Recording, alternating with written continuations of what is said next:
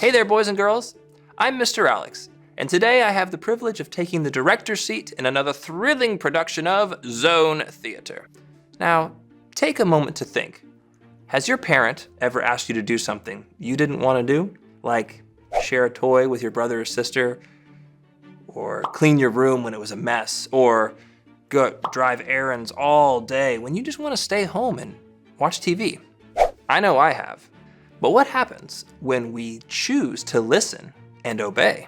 This week, we're gonna meet someone who, out of his faithfulness to God, chose to obey him, and the reward was really sweet. Welcome to today's show. It's called The Hardest Test.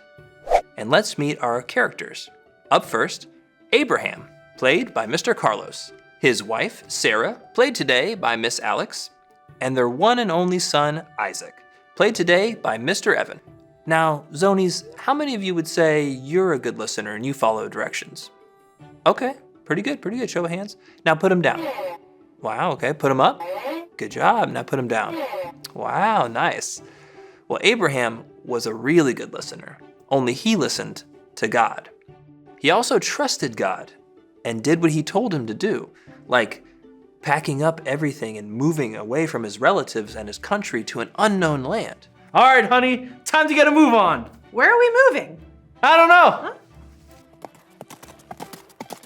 And God promised him that he would be a father to many nations and have as many descendants as there were stars in the sky, starting with his son, Isaac. The only problem with that, Abraham and Sarah were very old, like too old to have kids. But they chose to trust God anyway, and God honored that trust by blessing them with a baby boy when Abraham was 100 years old. Wonderful. It was a miracle. Isaac was born, and he was so special to Abraham and Sarah. As he grew up, he was dearly loved. I love you guys. That's my boy! Oh, you're my little baby. Mom. Now remember, boys and girls, this play is called The Hardest Test. And here comes the test part. Turn to your neighbor and say, here we go. Good. Okay, cast, let's get ready to rehearse Act 2. In Genesis 22, verses 1 and 2, it says, "Sometime later, God tested Abraham's faith. 'Abraham,' God called. 'Yes,' he replied, 'here I am.' 'Take your son, your only son, yes, Isaac, whom you love so much, and go to the land of Moriah. Go and sacrifice him as a burnt offering on one of the mountains, which I will show you.'" Okay, God, Wait. What? Wow, that is a hard ask. Abraham, God has just asked you to sacrifice or give up someone that you love so much. You're probably feeling confused and angry. Why would God give you a son after so many years just to take him back? As you process these emotions, you have to make a decision. Okay, God, I'll trust you. All right, Zonies, what would you do? I know for me, I would want to ask questions like, why, God? I would want to make a deal. Maybe I can give you something else, God. I would be tempted to disobey. No, God, you can't have that. Anything else? Well, let's take a look and see what Abraham did. In Genesis 22, verse 3, it says, "The next morning, Abraham got up early. He saddled his donkey and took 2 of his servants with him, along with his son, Isaac. Then he chopped wood for a fire, for a burnt offering, and set out for the place God had told him about." Wow, Abraham obeyed. Even when he didn't want to, he chose to follow God.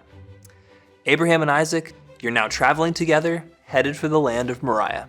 Isaac, you don't really know why your dad brought you on this road trip, and you notice something is missing, so naturally, you start asking some questions. Hey, Dad.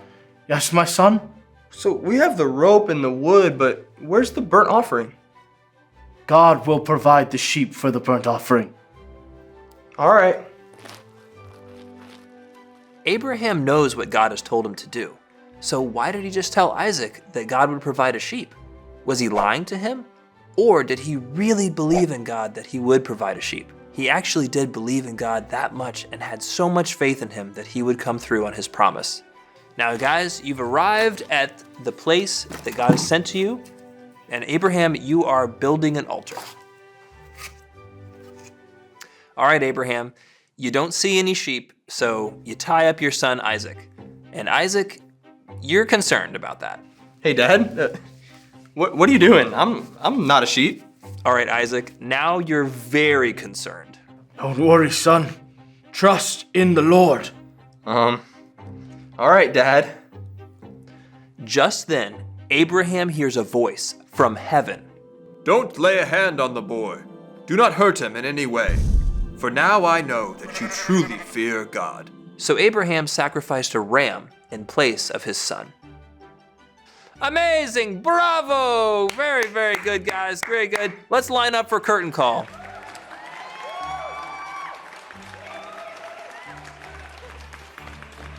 Abraham trusted God completely. He had faith in God's promise. He remembered all the things God had done for him, and he believed God would provide a way. And Isaac, he trusted his dad, even when he didn't understand. For his willingness to obey God, no matter what the cost, Abraham's family was richly blessed. Let's take a look at his family tree. Abraham, Isaac, Jacob, Judah, Perez, Hezron, Ram, Amminadab, Nahshon, Salmon, Boaz, Obed, Jesse, David, Solomon, Rehoboam, Abijah, Asa, Joseph, Joram, Josiah, Joram, Ahaz, Hezekiah, Manasseh, Amon, Josiah, Jehoiachin, Shealtiel, Zerubbabel, Abud, Eliakim, Azor, Zadok, Akim, Eliud, Eleazar, Mathan, Jacob, Joseph, Jesus. Like Abraham, we hit our mark by being faithful to God and therefore acting in obedience to what God asks us to do, like obeying our parents when it's easy and not so easy, reading our Bible and obeying what it tells us to do, like trusting in God's goodness even when it doesn't make sense. When we hit our mark and act in faith and obedience, God will bless us like he did with Abraham and Isaac. Now, let's do our big idea all together. Actors, can you help me out here? Everybody else, up on your feet, up on your feet. Let's do it. Know your part and hit your mark. Yeah!